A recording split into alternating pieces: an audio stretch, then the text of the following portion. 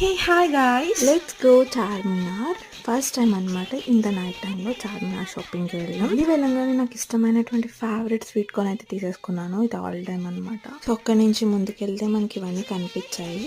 And that ఈ pant cost వచ్చేసి 100 rupees. నేనైతే దీన్ని ట్రైన్స్లో తీసుకున్నాను. నేను వేసుకున్న ప్యాంట్ 800 రూపీస్.